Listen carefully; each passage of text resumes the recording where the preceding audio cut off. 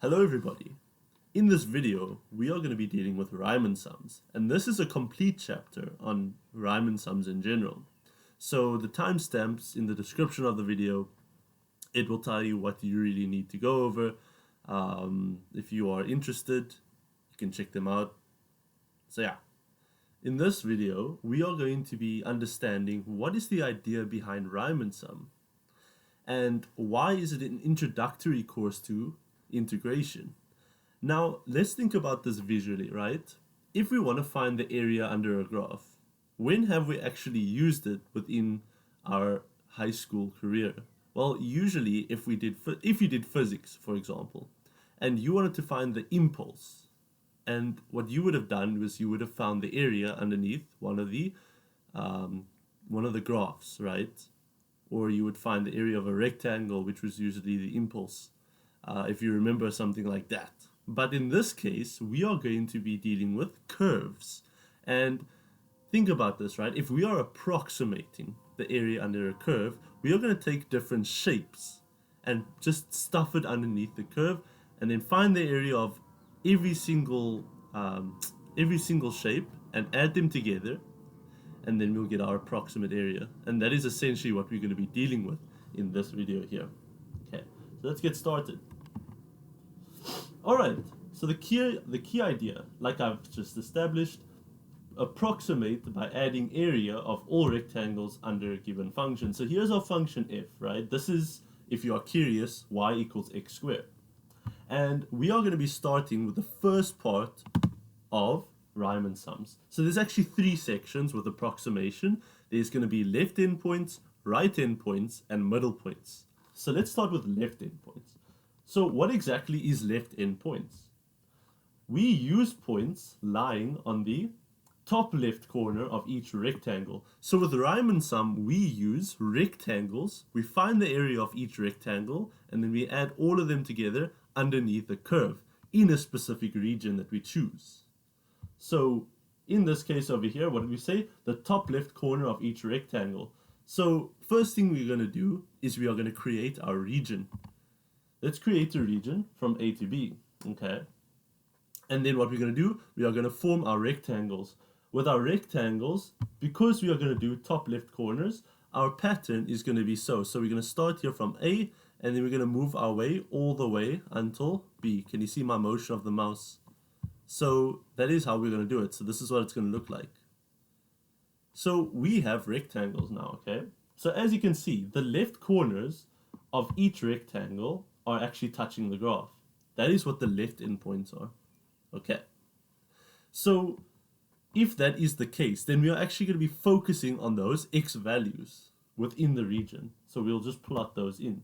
Okay, so you can see x1 starts at A, and then x2 is the next one, x3 is the other one, and then we go all the way to x4. And notice that we have 4 rectangles, so that actually fits it well. So in this case over here, we have different x values, and this is actually just 4 subintervals. Okay. And then what about the outputs of this? What would the outputs look like? So this is what the outputs would look like. We have f of x1 all the way to f of x4. So all we do is we plug in x1 into the function, and then we get f of x1. And then we do the same with each other point. So what are we noticing here, right? We have rectangles at certain points. We also have heights. So isn't that exactly what we kind of need? If we want to find the area of each rectangle, we need the height and the width, and we need to multiply them together. So let's look at the first rectangle. x1, right? What is the width of x1? Well, it's just the difference between x2 and x1. If we take x2 and we subtract it by x1, we get the width of this rectangle. And that could be represented as delta x, or the change in x. And what about the height? How do we get the height? Do you notice that the first rectangle, it starts from x equals to 0, or sorry, y equals to 0, or the x-axis, and it goes all the way to f of x1. So that is the height. It's going to be f of x1 minus 0, which is just f of x1. And then the same with the other rectangles, we do the same. We notice, we say x3 minus x2 gives us the width, And then we get the height by saying f of x2 minus 0, which will get that height. Okay, and we do the same for this rectangle and then this rectangle. And then we just add all of those areas together. Okay, so let's look at the notation, or the notation that we're going to be using for this one. So here we have n. N is the number of rectangles. So the number of rectangles in this example is 4. And what is the next one? F of x sub I minus 1. This is the notation for left endpoints. Okay. So the I minus 1, I'll explain a bit later once we actually get to the end of all these three categories, okay? But for now, just know that this is the notation that we're going to use for left endpoints. X sub I minus 1 is equal to the height of rectangle at a point, okay? So we can see at the point here, right, the height of the rectangle is f of x1, where my cursor is. And then what is the formula of x sub I minus 1? It's just going to be x sub I minus 1 equals to a plus I minus 1 into delta x. And delta x is just going to be the equal width of all rectangles. Because notice that within Riemann sum, usually we would divide subintervals such that the width of each rectangle is exactly the same. But the height usually changes. And that is why we have a indice notation in our x whenever we're dealing with the function, because our height is usually changing. Okay, and our delta x formula is going to be b minus a over n. So what we're essentially saying is we're taking the highest point, which is b, minus the lowest point in our x-axis. So we're taking the difference of the region and we are dividing it to how many rectangles we need. And you can see we divided into equal subintervals of 4 over here. Okay. Therefore, the area of the rectangle at a point is equal to f of x sub I minus 1 multiplied by delta x. Do you notice that's just height multiplied by width? And then the formula would look like this. The area is approximately the left endpoint with n amount of rectangles is equal to the sum from one rectangle to n rectangles of the area of a rectangle. Okay, so this probably looks like a lot if you are looking at it for the first time, but let's get into an example and see that it's not really that bad. Okay, so here's our example. We need to approximate the area underneath f of x equals x squared, and we need to divide the interval that we have where x is between 0 and 4 into 4 subintervals. So let's dissect the question as follows. Notice that we need to approximate the area underneath the function here. So this is going to be our function. Okay, this is our function. And what is this? Divide the region. This is the region where the 0 is represented by A and the 4 is represented by B. Notice that that is according to our example that we had in the slides. Okay, and then it is divided into 4 subintervals. So this is just going to be 4 rectangles. So 4 rectangles. Okay. Or you could even say where n is equal to 4. This is our n value. The subintervals or the rectangles that we have is going to be our n value in the situation. Okay. So let's start with the first step. Okay. So there's 3 steps. Step 1, find delta x. Step 2, find the subintervals, so x sub I minus 1, since it's left endpoints. And then we are going to do the third step, which is approximation. So here, step 1, delta x. What is delta x equal to? It is equal to b minus a over n, okay? And we know that the b value is 4, according to what we have. So it's 4 minus our a value, which is 0, all divided by our n value, which is 4. So we have 4 over 4, which is 1. So a delta x is equal to 1. That's step number 1. What is step number 2? It is to find our subintervals. And remember that our formula for subintervals is going to be x sub I minus 1 equals a plus I minus 1 delta x. Okay? And we already know what our a value is and we know what delta x is. So we can substitute that in. Our a value is 0, and our I is is going to be the indice of the rectangle. So which rectangle are we dealing with, basically? Which rectangle are we selecting? Is it rectangle 1 all the way to rectangle 4, basically? Multiplied by delta x, which is 1. So this simplifies to I minus 1. Okay, so there's step number 2 done. Now step number 3 is using the formula. Remember that the formula goes as follows. Area is approximately, and we're using left endpoints, capital L of 4 rectangles, which is equal to the sum of I equals to 1 all the way to n, and n is equal to 4. Okay, so what we have here now is that we're going to add all the way from rectangle 1 until rectangle number 4. And what is it? Of the f of x sub I minus 1 multiplied by delta x. Okay, and then from here, what do we notice? We're going to have the sum of I equals to 1 until 4 of, we still have f of x sub I minus 1. And then what is our delta x? It's just 1. So meaning it's just going to be the sum of all the heights in this case, if you think about it. So how are we going to break this sum up? So in order to break the sum up, what we are going to do is we are going to substitute I equals 1 all the way to I equals 4 as follows. So notice it's going to be starting like this. F of x sub, what is the first one? It's 1 minus 1. Okay. And then here we're going to add it with f of x sub 2 minus 1. So we're going all the way from 1 until 4. And we're going to add it with f of x sub 3 minus 1. And then we're going to add it with f of x sub 4 minus 1. And notice that because our delta x is 1, we don't really need to focus too much on it. But if it was a certain value, then you would actually take it out as a common factor. Because in this case, the 1 would be outside here, where we evaluated the sum of the height.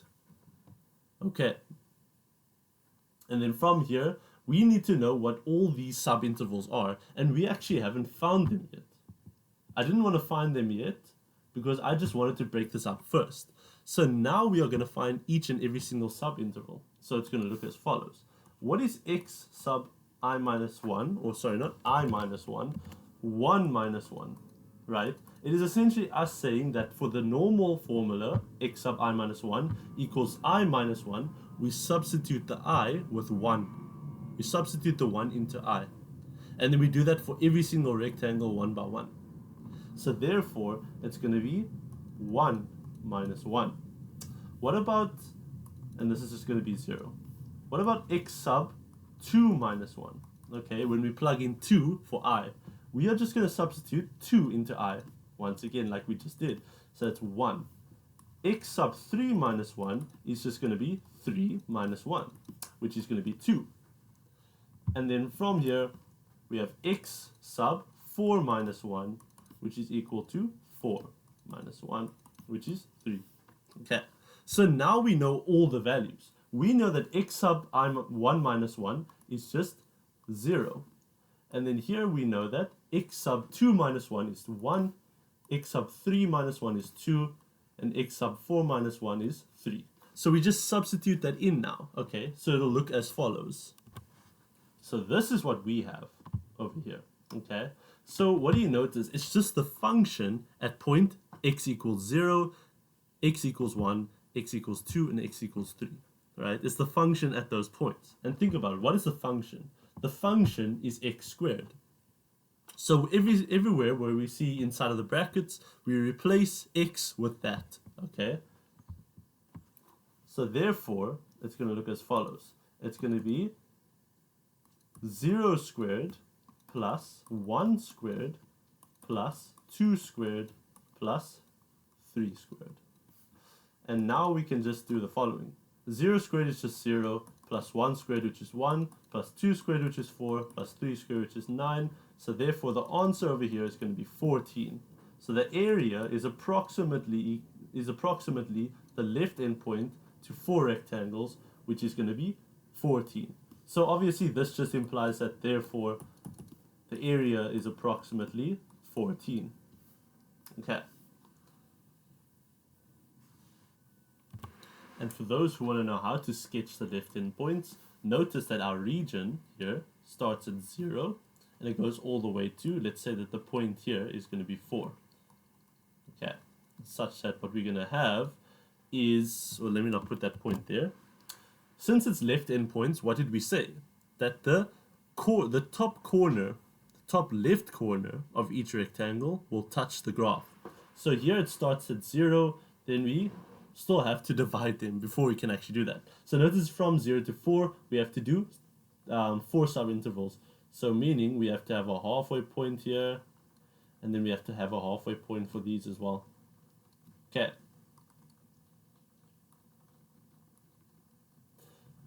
So there we go, right? And since it's left endpoints, we are going to start from the left side, from 0, and then we're going to keep going over here. So left over here, we get to this point, which is 1. Then we go to the graph, okay? And then we draw our dot on the graph. And then we go to our next part of the subinterval, which is somewhere here. Okay. And this one over here is going to be the value 2. Then we go to the graph. Then we draw a point, and then we go all the way to the next part, which is going to be by 3. Then we go up to the graph, and then we go to our next point, which is 4. Okay, and we don't go up because this is the end of the region. And notice that at the left corner of every single rectangle, that is where our points lie, which is 0, 1, 2, 3, right? And do you notice that those points are literally just these points right here? Those are the left subinterval points. So that is why sketching it is just a verification of what we have. And obviously, these are just going to be the areas of the rectangle, and we just added all of them together, and this is what it looks like here. Okay, this is what it looks like in application. So yeah, that's how you draw the left endpoints, and then that's basically how it looks. Just in case they ask you a question we have to sketch. Let's get into the next part. Okay, so here's the next one, right? We have right endpoints. So we use points lying on the top right corner of each rectangle now. So it's not going to be the top left anymore. It's going to be the top right. So how are we going to start? So first of all, let's just do our region, A to B. And then we're going to sketch our rectangles, but make sure that the right corner of each rectangle is touching the graph, okay? So it looks like this. Can you see that the right point of every rectangle is intersecting with the graph now? Okay, so we are going to label which points we are going to be dealing with now. So it's going to be more on the right side. So can you see now that we start around here by the second corner, or the right corner of the rectangle? It goes all the way to this point here, and it goes all the way to x4, which lies on B. Okay, so x4 is the same as B. And now we're going to find the outputs, okay? So notice that at each corner here, we're going to have these specific outputs. So it's pretty straightforward from here. In the last part where I explained left endpoints, I was trying to give you an introduction saying that we need to find the area, the sum of the area of each rectangle, okay? And then therefore we'll get the approximate area. But notice that this is an overestimation. Why is it an overestimation? Because it's going above the graph. And usually we want to find the area under the graph. So that is why we call it an overestimation in this case. Okay, so now that we do have an idea from the last left endpoints explanation, let's get into the actual variables we're dealing with now. So the actual variables we're dealing with, we have the same thing here.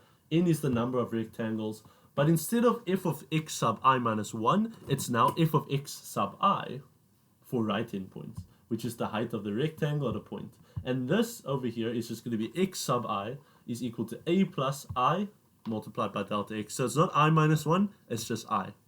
Everywhere where you see I minus 1, if you're writing it as right endpoints, it's just going to be I on its own. Okay.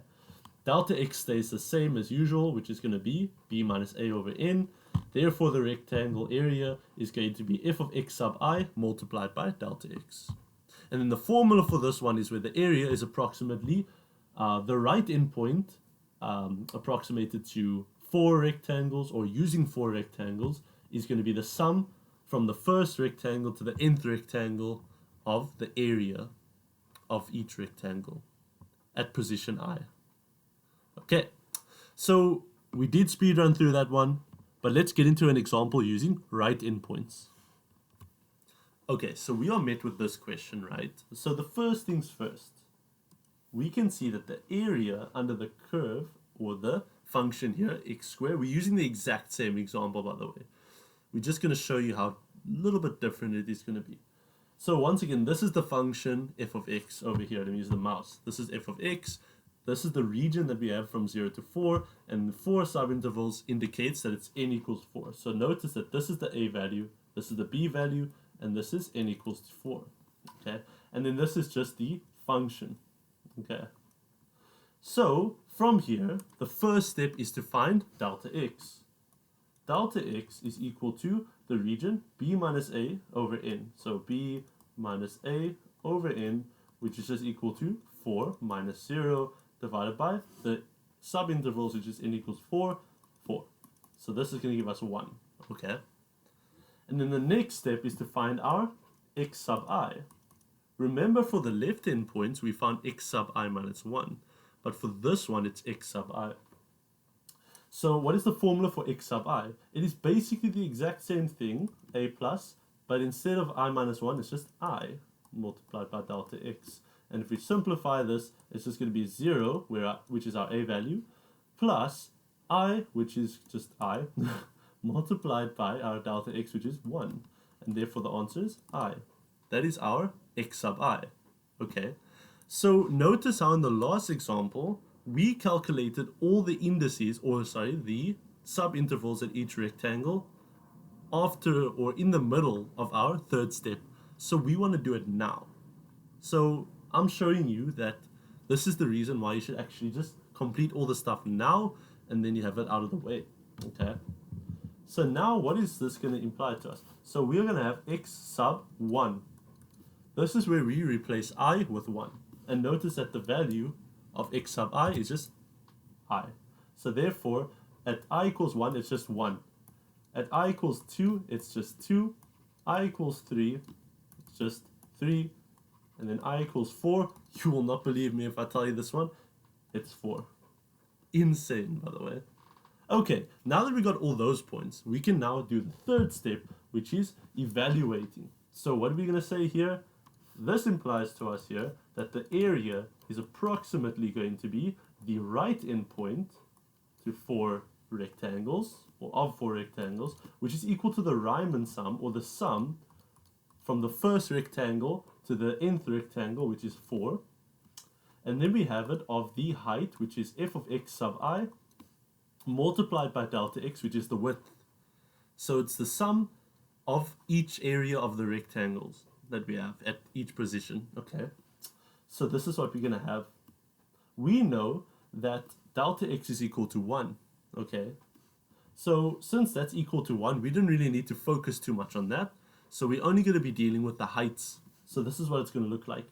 The height of the first rectangle is going to be f of x sub 1, because it's I equals 1, and we're going to go all the way to x sub 4.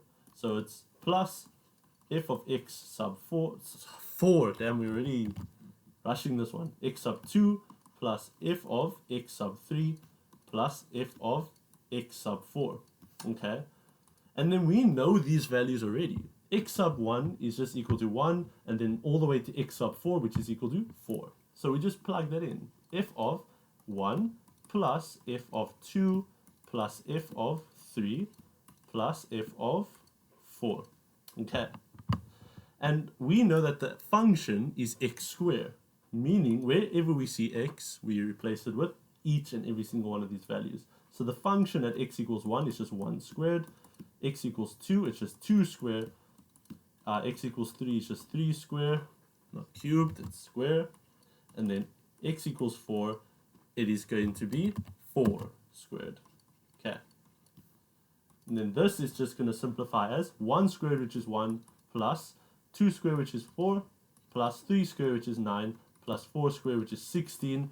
And then here, we know that 1 plus 4 plus 9, that's just going to be 14. 14 plus 16 is equal to 30. Okay, so it's 30.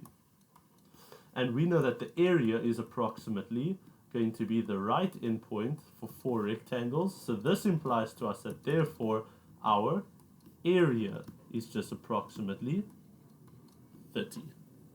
Okay. Okay, and for those who want to sketch, right? Those who want to sketch, all you can do is the following. Remember that it's from 0 until 4. Let's suppose that 4 is somewhere here. Okay, so that we can lead it up to the function. And don't put a point there yet. So we're going to find all the sub-intervals. So we're just going to half this one. Since it's 4, we're going to evenly divide it. So 2 will lie somewhere here. And then we divide this one. This should be 3. And then here, we divide it. This should be 1. Okay, cool. And we're trying to find the right endpoints. And if you remember, the right endpoints is essentially us finding the right corners of every rectangle intersecting the function. So we're going to start from the end. From 4, we work our way up to the function. And then we do our dot. And then we work our way all the way downwards from there. So we go here to the next interval, which is somewhere here. We just complete the rectangle. It's not the best rectangle, by the way, but it's fine. Then we work from that point and go to the left side, and then go down to where the x equals 2 is, finish the rectangle, and then work our way to the next point, which is here, and notice that the point is there. Okay, and this is for the next rectangle. So can you see that the top right corner of each rectangle is now indicated, and that's how you sketch the right endpoint. So notice that it's just the sum of all those areas, and remember that the points that we've indicated, can you see that it's 1, 2, 3, and 4, right, where they align? And that is essentially what we have here, 1, 2, 3, and 4 for right endpoints. So that's also a way that you can correlate your mathematics to the sketch. All right, and let's get into our final part of approximation. All right, so the next one is going to be middle points. Now, we dealt with left endpoints and right endpoints, but now we're going to be dealing with middle points. Now, what does this mean? So we are going to use the points lying on the top middle of each rectangle. Okay, so as straightforward as it is, let's just start sketching our region, which is A to B, somewhere here. And then we're going to sketch our rectangle. So which means the top middle of every rectangle must intersect with the function. So it looks something like that, roughly, obviously. So you can see that the middle of each rectangle is intersecting with the function. Now let's draw our points. Here is where there's a little bit of a change, right? And textbooks usually do this differently. Some textbooks, they do it like this. Some textbooks, they do it another way. But this is my method. If you use another textbook's way, use that one if you're comfortable. But I use the star with the midpoints alone. Okay. So for this one, do you notice the placement of the x values? It's in the middle of each rectangle, meaning it's aligning with the point on the curve, okay, or the top middle of the rectangle. And if we draw our outputs, do you notice that the points just about lie on them? And we get these outputs, which is f of x sub I star. That's how you can represent them. It's x sub I star, x sub 2 star, all the way to x sub 4 star, okay? So it's in the middle of each rectangle. So how exactly do we get these points? Now, we know that n is still the number of rectangles, but now the height of the rectangle, the point, is just f of x sub I star, okay? So that is essentially what we have. Notice that it's basically the same thing, it just has a star, and obviously it's kind of the same as the right endpoints, but it's actually not. Okay, let's get into why. X sub I star is equal to a plus I minus a half multiplied by delta x. Now let me explain this, right? The I minus 1, the I minus a half, what does it mean? Now, if we look at it like this, right? The right endpoints were at the top right of the rectangle.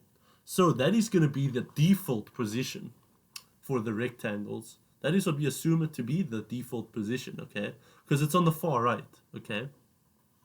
Now, think about this. And plus, remember, we're starting from I equals 1. If it was I equals 0, it would be a different convention. But for I equals 1, we assume that the right endpoints are the default parts where we just have I. Hopefully that makes some sense. So if we start at the top right corner, if we want to go to the left endpoint, we're going to go a full distance all the way to the rectangle, okay? So that is where the -1 comes from. And if you want to go to the halfway point of the rectangle, we're going to minus I by a half. So therefore we get to this point here. And that is where the I minus half comes in. Because remember, I is just the indice. It's the index of the rectangle. So at what position? So it's not really an actual value, it's just a position. Okay. Cool. Now that we got that out of the way, our delta x is the same as usual, b minus a over n. Therefore, the rectangle's area at a point is going to be f of x sub I star multiplied by delta x. And then the formula is where the area is approximately the midpoint of n rectangles, which is equal to the sum of rectangle 1 all the way to rectangle n, where the height of the area of each rectangle, where the height is obviously this and the width is this. Okay, so that looks like a little bit more. It is, in terms of calculations, a little bit messy, but it's not that crazy. So we will get into the mathematics behind this and we'll see what it looks like from there. Okay. Wow. This example again. Why are we back here? Like, why do we keep doing easy examples, man? Well, the easy examples, the reason why I'm doing this is because I'm trying to fit this into not such a long video, so I don't want to sit here and make a mistake as well. So I'm being honest with you, I'm a human, I'll make error. So that is why we are doing this basic example. But you can apply this with any function that exists. That's the best part. So it doesn't just have to be x squared, it can be any other function within your exam. Just follow these 3 steps and you should be fine.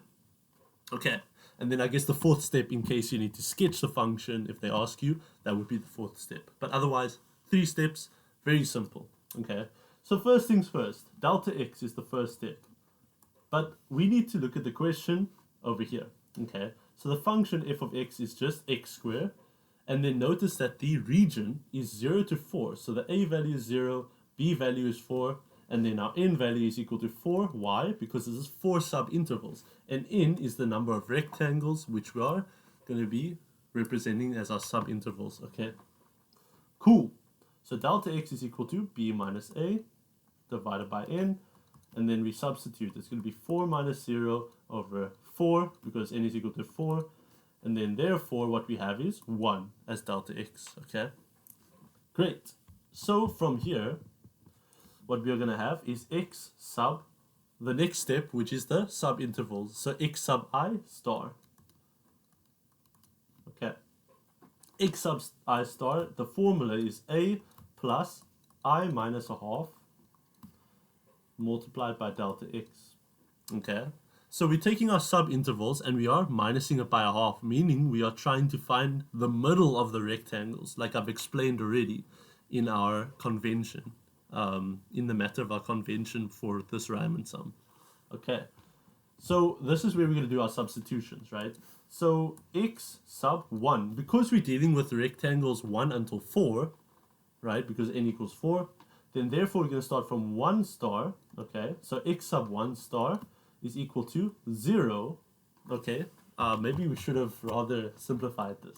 So let's simplify this first. So it's going to be 0 plus I minus a half multiplied by delta x is just equal to 1, which we calculated. Therefore, we're going to be left with I minus a half. So there we go. Now it's easier to look at. Okay. So x sub I not x sub I minus 1. X sub 1 star is just going to be where we see I, we just replace it with 1. So it's 1 minus a half. 1 minus a half is just a half, okay? X sub 2 star is equal to 2 minus a half. And 2 minus a half is just 3 over 2, okay? Then x sub 3 star is just equal to 3 minus a half. And 3 minus a half is just 5 over 2, okay? And then x sub 4 star is just equal to 4 minus a half, And 4 minus a half is just equal to 7 over 2. Okay. So there we go. We found our points. Everything should be great. So there's our second step. Let's get to our final step. Our final step is when we approximate the area. So this implies to us now that our area is approximately the midpoint of 4 rectangles, which is equal to the Riemann sum of I equals to 1 until n, which is 4. This Riemann sum looks so funny. I don't know, just catching me off guard. Okay, and then this is going to be f of x sub I star multiplied by the width, which is delta x. Okay, cool. So from here, this is what we're going to do, right? We're going to do exactly what we did in the previous ones. We're going to start from I equals 1 all the way to I equals 4, right? And we're just adding them together. And we multiply it by its common factor, which is the width. Because the width is equal overall, it's a common factor. And it's 1. So which means we don't really need to include it into the calculation, okay? So therefore, it's going to be f of x sub 1 star plus f of x sub 2 star plus f of x sub 3 star plus f of x sub 4 star. Okay? And notice that we already have x sub 1 star all the way to x sub 4 star, which is a half all the way to 7 over 2. So it'll look like this. It'll be f of 1 over 2 plus f of x sub 2 star, which is going to be 3 over 2, plus f of x sub 3 star, which is 5, not 7, 5 over 2, plus f of 7 over 2. Okay. And then from here, notice that this x values, we're just going to plug into our function. Our function being x squared. So therefore, it's going to look like this. And I'm not going to bore you with my writing.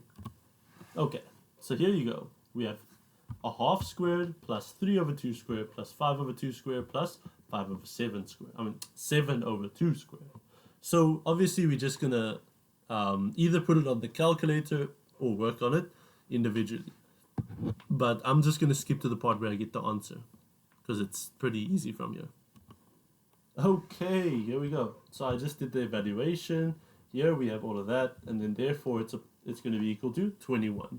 So this is what we're going to do. We notice that the area is approximately the midpoint of 4 rectangles, which is 21. So therefore, this implies to us that the area is just going to be equal to, approximately 21. And how do we sketch this? Okay, so here our region is going to be from 0 until 4. Let's say that 4 somewhere here. We're going to go all the way up here. And then what we're going to do is we're going to do exactly what we did in the previous one. So just do the sub-intervals, which is going to be 2. And then here we're going to have 3. And then we're going to have 1, which is somewhere around here approximately, okay? But this is midpoints now, okay? So we are going to take the middle of each one. So let's make it purple, okay? So the middle of each point from 0 to 1 is just going to be a half. So this is a half. Then the middle between, the value between 1 and 2 is just 3 over 2. The value between 2 and 3 is just 5 over 2. And the value between 3 and 4 is just 7 over 2. Right? And then we just lead it up towards the curve and just draw the dot. Okay? And then like so. Cool. And then we just draw our rectangles around it. So notice that it's just going to look something like this. So it's going to look like this. It's going to look like this. Then we're going to work from here, from the middle, we go to the left, down. Then from the middle, we go to from right and down. Okay. From the next point, we go left and down. And the other point we go, or same point, we go from right to down.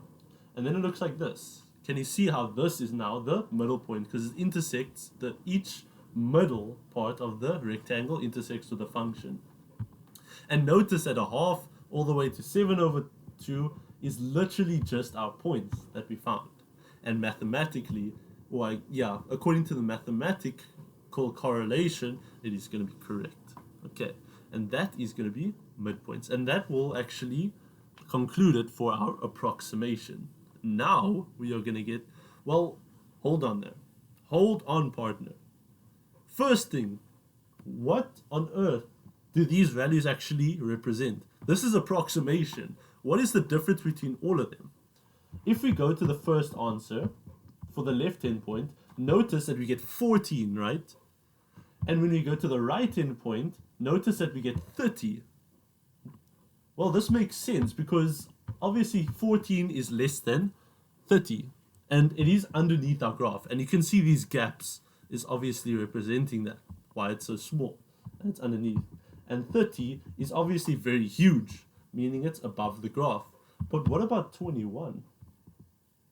21 is between those two values. And what do you notice about the sketch? Well, there is an overestimation, but there's also an underestimation. Can you see that there's gaps underneath the graph and there's also fillings over the graph? Meaning that it kind of balances it out. So doesn't that mean that the midpoints approximation is closer to the actual value? Well, let's actually find that out in our next section, which is going to be the definition of a definite integral, finding the exact area underneath the graph. Okay, so here's an idea, right?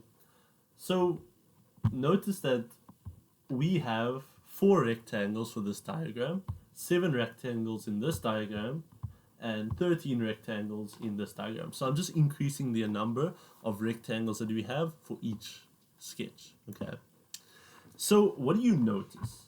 Notice that the more rectangles that we do add, right, the closer we should get to the actual area. Why?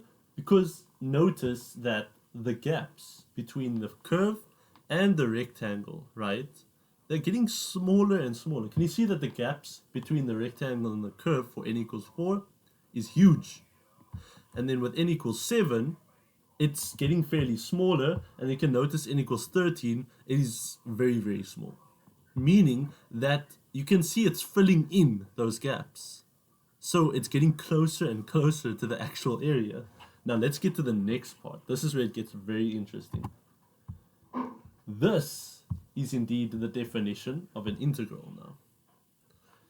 If it is true that the more rectangles we add will get us closer to the exact area under the curve, then if we approach an infinite number of rectangles, we should in return derive the actual area under the curve. Now, I know that was a lot to just take in right now, but remember, the more rectangles we add underneath the curve, the closer we get to the actual area. Meaning, if we take an infinite number of rectangles, obviously we can't have an exact infinite number of rectangles, but we can approach it.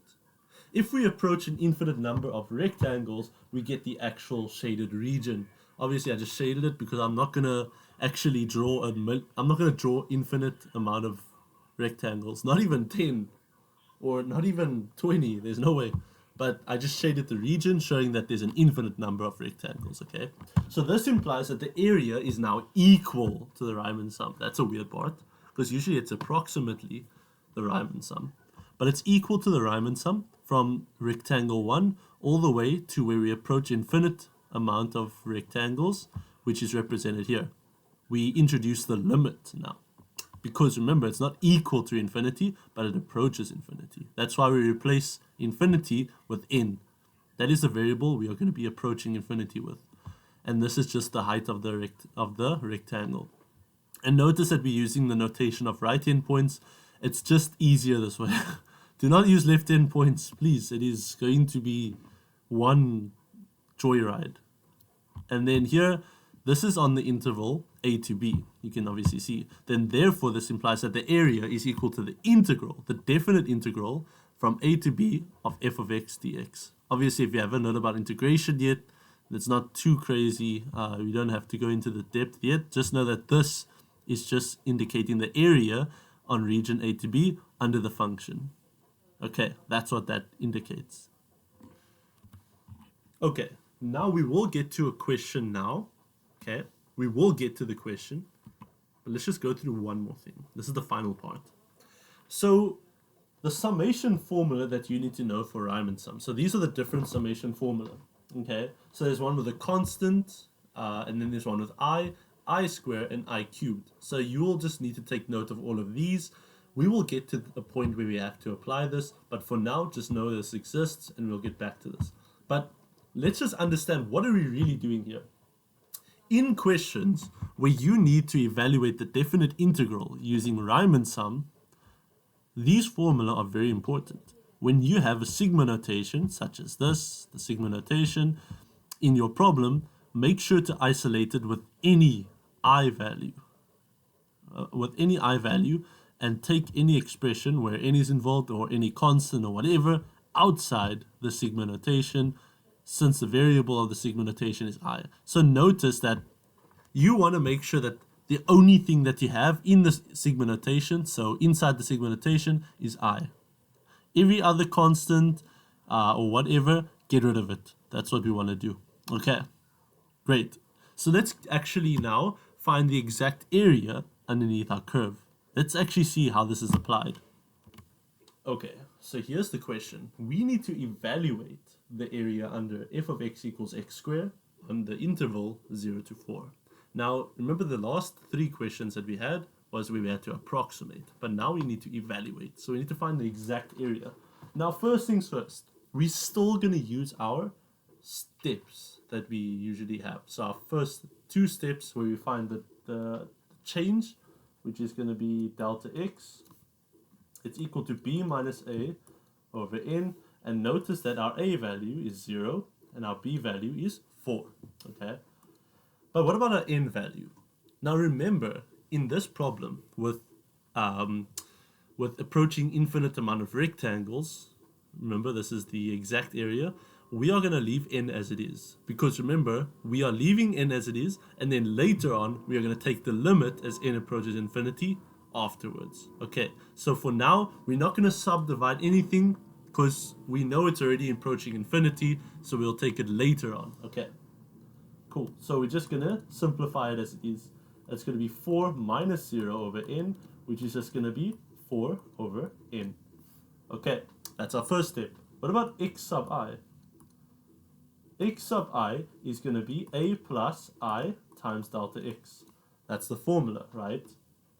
So if we simplify it, it's going to be 0 plus I into 4 over n, which is just going to be I into 4 over n. Okay, so that's our x sub I. Now our last step is to actually just evaluate as it is. But there's a lot of steps to this, okay? And you are going to just pay attention to everything that I say, and everything should be fine, okay? So the third step, everything implies that the area is equal to the limit as n approaches infinity of the Riemann sum or sigma notation I equals 1 until n. Okay. Now we are going to have f of x sub I multiplied by delta x. And we are just going to substitute everything in. Okay. So this is equal to the limit as n approaches infinity, and then we're going to have I equals 1 until n. And then we have f of what? X sub I is equal to what? It is equal to I into 4 over n. Okay. And then we are going to have multiplied by delta x, and delta x is equal to 4 over n. Okay, so here's the thing, right? If we're multiplying by 4 over n, what do you notice, right? Remember that we said we wanted to separate the variables. Obviously, we can't do it with the function yet, but what I want to show you is you can actually take 4 over n outside of the sigma notation. Obviously not outside the limit, because the limit's variable is n, but the sigma notation's variable is I. So we treat n as a constant within the sigma notation. Okay, so we can actually take the 4 over n outside of the sigma. That's a property. So this is equal to the limit as n approaches infinity of 4 over n multiplied by I equals to 1 until n of f of I into 4 over n. Essentially what that means is wherever we see x, in the function, right? Wherever we see x in the function, then we are going to replace it with I into 4 over n. Okay. Because I'm actually going to show you right now how this looks. Think about this, right? F of x is equal to x squared. But if we say f of x sub I equals 2, then wherever we see x sub I, or sorry, wherever we see x, we replace it with x sub I. So it's going to be x sub I squared. Okay. So therefore, what this implies to us is wherever we see x sub I, we replace it with I into 4 over n. So it actually looks like this. It's going to be x, sorry, it's not going to be x, it is going to be I into 4 over n squared. Okay, because that is what x sub I is, but we're squaring it. Okay, sorry about that.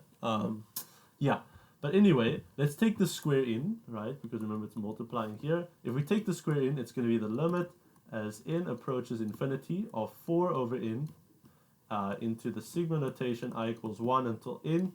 And then we're going to have I squared into 16 over n squared. But what do you notice now? We notice that 16 over n squared is just a constant within our sigma notation. So we are going to take it out of our sigma notation such that what we are going to have is this is being equal to the limit as n approaches infinity of, what is this going to be? 4 multiplied by 16, which is just equal to 64. And then n squared times n is just n cubed. Then we have sigma notation I equals 1 until n, and then we have I squared. That's going to be I squared. Okay.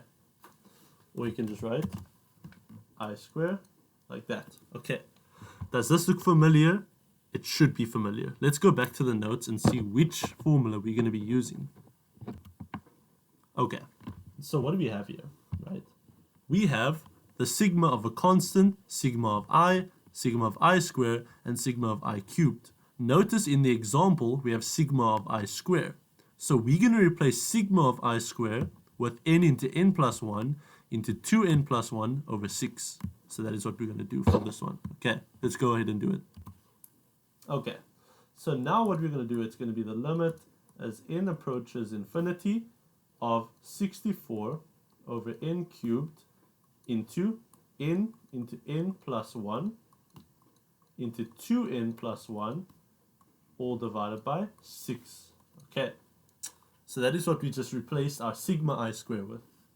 So then this is going to simplify and say n approaches infinity, and notice that we can actually simplify this, right?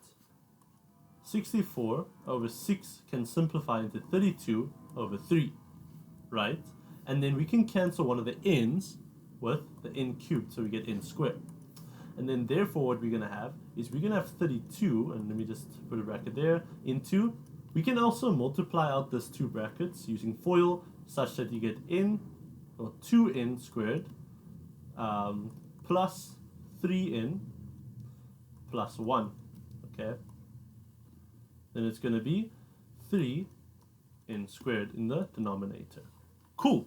And then from here, we're just going to multiply the 32 into everything, such that what we get is the limit as n approaches infinity of 32 times 2, which is just 64, so 64n squared, plus 32 times 3, which is 96n plus 32, okay? And this is all divided by 3n squared. Okay, so when we want to simplify this further, notice that every single term over here actually distributes with the denominator. The denominator actually takes over all those terms, and we can separate them into different fractions. So it's common denominator rules for fractions. Okay. So this is going to mean that the limit as n approaches infinity is just going to be what? 64n squared over 3n squared plus 96n over 3n squared plus 32 over 3n squared. Okay, then we can simplify these. Okay, so it's just going to be the limit as n approaches infinity of, here we can cancel the n squares, and here we know that 96 can go in, or 3 can go into 96 about 32 times. Okay, and we can cancel the n with one of the n squares here, which is just going to be n in the denominator, and then here we can't simplify anything for the last term. So therefore, this one is going to be 64 over 3 plus, it's going to be 32 over n. Then here it's going to be plus 32 over 3n squared. All right. So here's the rules, right? For limits. If you take a limit of a constant, notice that there's no variables where you can plug the limit into, or you can approach for. So therefore, the answer is just going to be the constant. Okay, so I'm taking the limit in now. So we just left with 64 over 3. And then let's look at this, right? The limit as n approaches infinity for 32 over n. Notice that 32 over n is the same as 32 multiplied by 1 over n. So therefore, if we take the limit as n approaches infinity of 1 over n, because notice we ignore the constant, so it'll look like this. What is the limit as n approaches infinity of 1 over n? Well, that's just going to be 0, because as we approach the x-axis, right, for example, because n actually represents x for a hyperbola. In a hyperbola, if we approach x infinity, then notice that we're going towards y equals to 0, the asymptote. Okay. So therefore, what this implies is that for this one, it's going to be 0, and if it goes into this one, because n squared is at the bottom, it's also going to be 0, just for limit laws. So therefore, our answer is just going to be 64 over 3. So that means that the area must be equal to 64 over 3. Okay. 64 over 3 is approximately, according to my calculator, 21.33 ... right? So, or 3 recurring, if you want. Okay. So now we found the answer. This is actually correct. But let's compare it with our approximations. Let's compare it with the left-hand point. 21.333 compared to 14. Clearly it's not going to be close to each other because here there was gaps underneath. And it's also not going to be close to 30 because there's actually just fillings on top. Okay. But if we compare it to the middle point, remember that the middle point, the area was approximately 21. So do you notice how there's actually a balance with the underestimation and overestimation? So here we can see that the actual area is very close to the middle point approximation due to the balancing here. It is only 0.333 off, basically. Okay. So that's actually perfect. So that is how you deal with the infinite Riemann sums, the definition of a definite integral. And if your question asks you the following, right? You need to write it into the form of a definite integral. Then therefore, on the interval, you have the integral, right? Or the area. This implies to us that the area is equal to the integral from a to b, which is 0 until 4, of the function, which is x squared dx.